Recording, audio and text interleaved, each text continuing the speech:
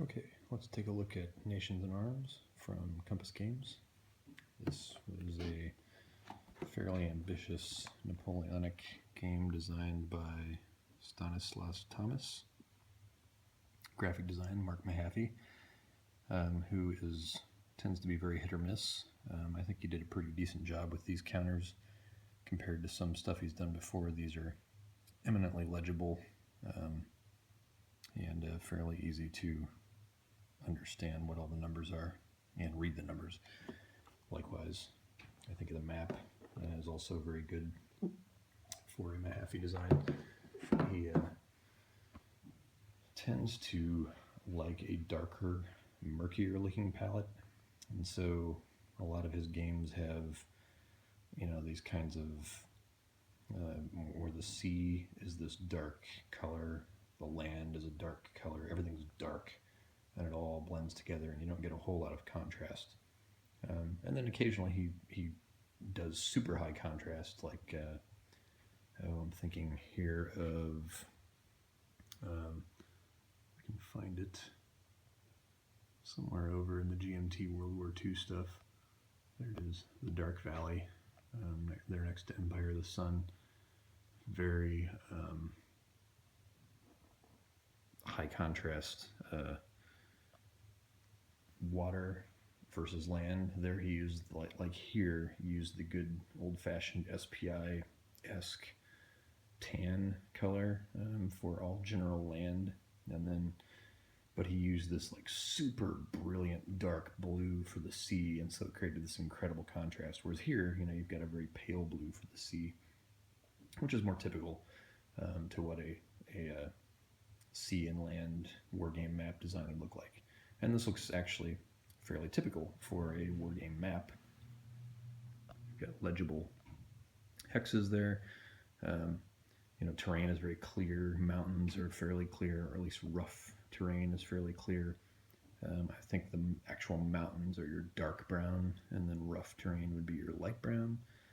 And then you've got forested areas and so forth, all very clear. Fortresses are clear, cities are clear.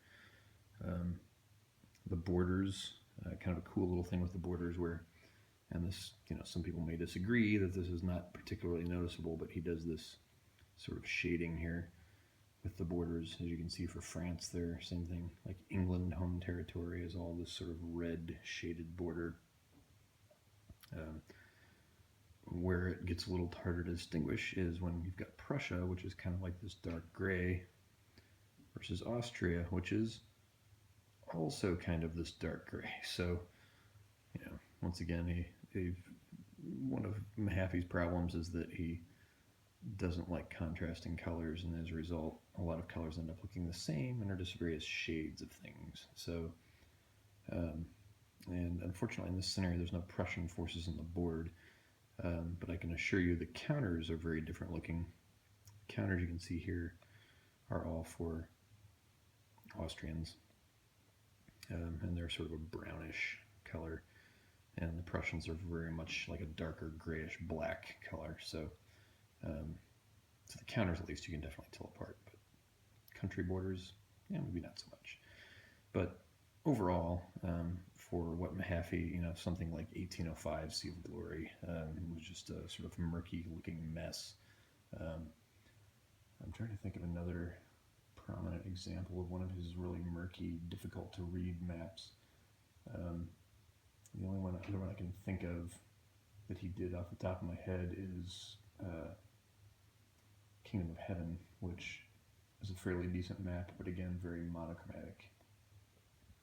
Regardless, for here, I think it looks pretty good and appears pretty functional. So what I've done is I am working off of, close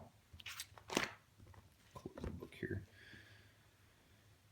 the rules rewrite, which, contrary to the actual rules that came with the game, is in color. So I printed out the cover page and stuck it on the front of this 3-ring binder here, which, as you can see, borrowed from work, had some training manual page or something stuck in there that bled onto the plastic So nonetheless, you can still read Nations and Arms there on the cover. But I'm using the rules rewrite, which clocks in at a fairly massive, glare, 80 pages. So I've actually read most of it. I have not gotten through the optional rules section, which is here in a case of poor formatting. Their header is at the bottom of the page. I haven't gotten through the optional rules. Actually, haven't even read through the victory conditions, nor special units. So I kind of got into, find it here, just the diplomacy. So I got about 60 pages through. So I don't know what the original rules look like. I didn't even bother to read them. I just went right to the rewrite, because from the way it was described, the rewrite was the only playable version of the game. So what I'm actually going to do, and then there's a scenario, the scenario book was also rewritten, which I've added here, and it's another, 26 pages. So what I've done is set up here the introductory scenario, the Marengo scenario. As you can see, ideal for learning basic game mechanics, activations, movement, and combat. It is the spring 1800 turn and only the activations phase and victory check phase of that turn.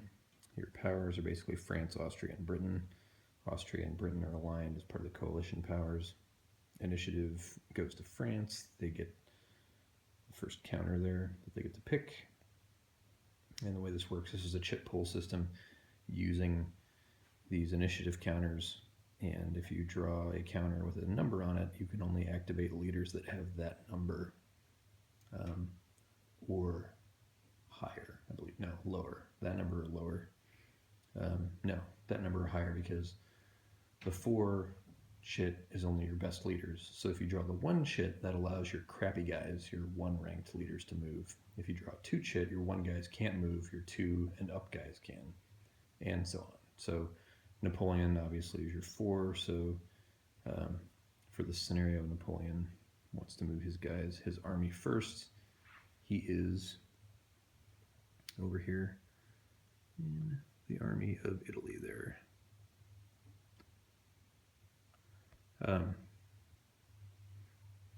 So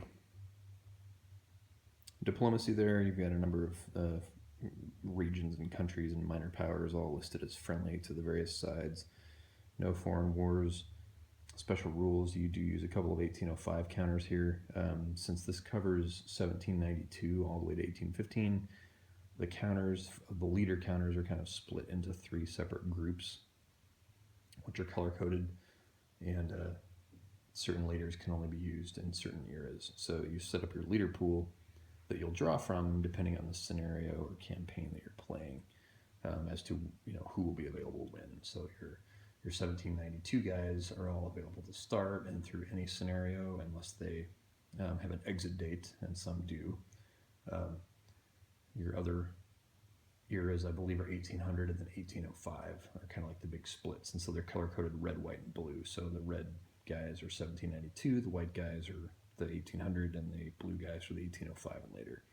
So this actually uses some of the blue guys, even though we're in 1800. Just list out the victory conditions for the scenario, which I'm not going to go through, mainly because I'm just going to do, if we flip through here to the end, what this provides is a sample game of the Marengo campaign, and it is literally a walkthrough of activation by activation of the game, and that's actually what I'm going to end up putting on video. Unfortunately, at the moment, I am just about to run out on this video, so I'm going to get this one off my phone, because I'm taking this on my phone, doing the 60 FPS option. I have about 10 minutes of video because of the space on my phone. So these videos will be in 10-minute chunks, and I'll upload and then connect them all together as I go.